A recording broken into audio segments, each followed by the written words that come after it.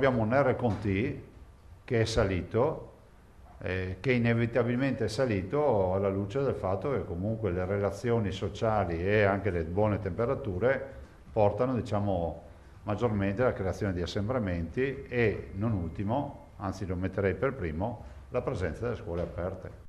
Questa è la fotografia di inizio marzo, scattata da Zaia, un Veneto che resta sì giallo, ma in un paese che si è presto ricolorato di arancione, per motivi, dice il governatore, abbastanza evidenti. Una lettura empirica ce l'abbiamo in diretta, se volete, che è quella che vediamo che chi ha aperto le scuole prima di noi le sta chiudendo e vediamo comunque che chi le tiene aperte in parte le ha già chiuse. Questione scuole che sta tenendo tutti con il fiato sospeso. Il tema resta quello di tenere i più giovani, spesso asintomatici ma con alta carica virale, in spazi confinati, questione che la Regione riproporrà a governo e CTS già nelle prossime ore, con un approccio dichiaratamente prudenziale. È meglio soffrire adesso che trascinare un'agonia. Se c'è da chiudere le scuole, noi lo valutiamo e le chiudiamo se serve chiudere le scuole. Cioè, non è nato non è prova muscolare, è un dato di fatto.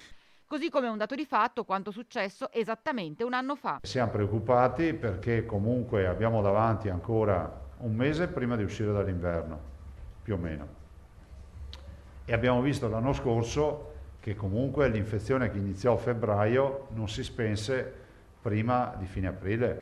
Preoccupazione che cresce guardando alle scene di ressa del weekend in tutte le città del Veneto, Bassano compresa.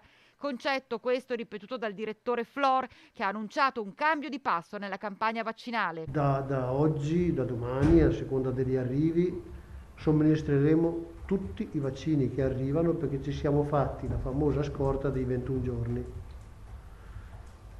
che sono il richiamo, no? Disponibilità che portano a un'accelerazione della roadmap. Da qui a fine marzo dovremmo somministrare qualcosa come 350, forse 370 mila dosi.